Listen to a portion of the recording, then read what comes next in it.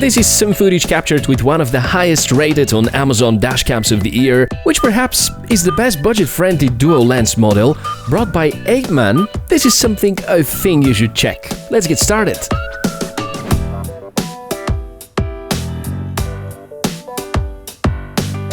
Hi everyone, it's Michael speaking. Warm welcome to the Tech for All channel. It is not easy to get impressed nowadays by tech, especially by budget-friendly tech. But here I am, quite happy after having tested thoroughly the C420D.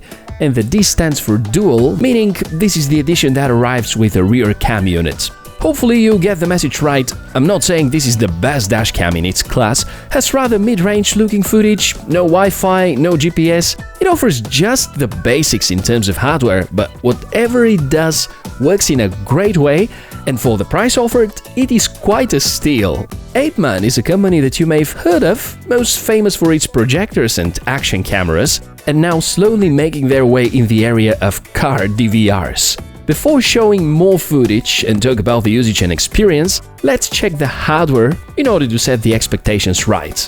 First, the unboxing. The package looks good and nothing really suggests that the price of this camera is so attractive. Let's take out the main units. This is one of the smallest and most discreet dashcams lately. This is way smaller than most competitors, and on top of that comes with a display.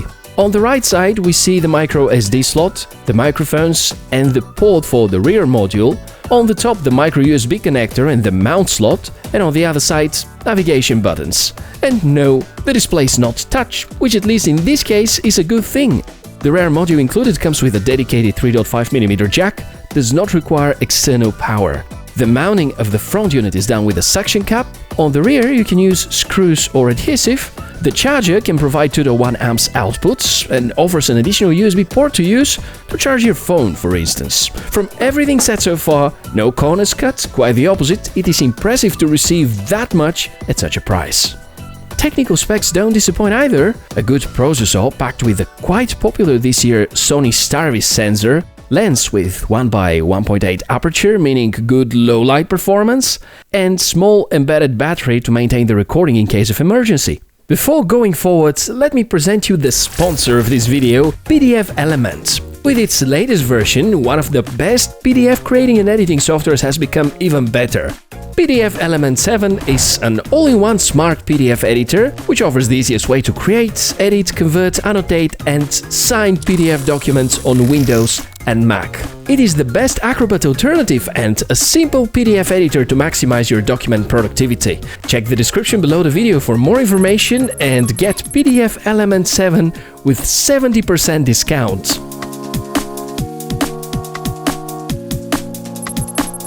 Let's move on to the installation part. That was quite simple. Get the camera, find a good place on your windshield. The higher the better. If you manage to place it somewhere behind the rearview mirror, somewhere outside your view line of sight, then great. If you can't, think about the area which will disturb you the least while driving. Everything is plug and play, no need for complicated wiring or soldering. Well, if you want to have reliable 24/7 parking surveillance, then using a hardwire kit is a good idea, but we don't receive one as part of the package. The rear module, which operates at 720p, should be carefully mounted.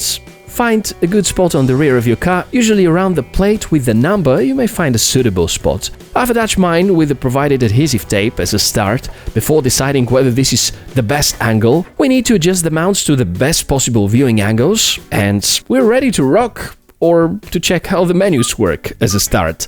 If the hardware is good, we totally hope the software to be good as well.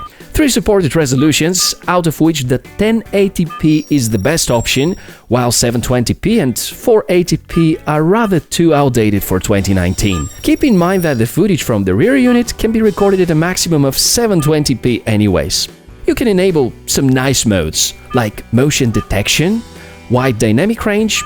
You can set the length of the clips, and I'd recommend shorter chunks due to various reasons. For dashcams, usually the shorter the recordings, the greater the chance for them to survive in case of an emergency. Having motion detection is quite a thing for a budget dashcam and puts the C420D model on top of more expensive solutions that mostly rely on their G sensor, which only is triggered by a shake. meaning that you won't miss anything important with this Apeman's device. And here's one hidden feature: thanks to the rear module, you can use the C420D as a parking assistant. Although not large, the display shows enough to help you maintain a good distance to the vehicle behind. It is a button away, and yeah, pretty good.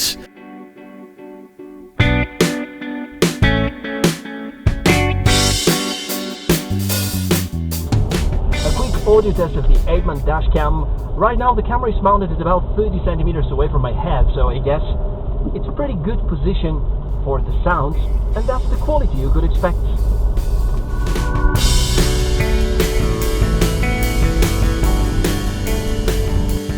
The quality of the recordings is also fine, if we exclude the night footage, which looks to be quite grainy at the default sharpness setting. Here's a comparison to a Blackview dashcam as a benchmark, and it costs around $500, 500 versus almost 50. The usage of the Sony Starvis sensor, combined with the wide aperture, was supposed to make low-light footage better. If you prefer less noise and also slightly less details, simply reduce the sharpness in the menus. In daylight, the footage is bright, crisp, a little yellowish and warmer than usual, but winter is coming, so making the brain think about warm days is a good thing. The rear module can't offer the same level of sharpness and detail, but that is expected because it is recording in 720p only. That's everything you need to know about the dual-lens Apeman C420D. Not the perfect dashcam, but among the best choices at this budget, offering outstanding quality and a rear module for only around $50. Use it as a primary camera or a backup solution, doesn't matter, you're gonna be pleased with its qualities. And I will be very pleased if you like the video, and even more pleased if you express that using the thumb up button below. Subscribe and don't miss the next episode by clicking the bell icon. And I'm closing the episode with a big wish for a wonderful day. Take a good care of yourself, and I'll see you soon.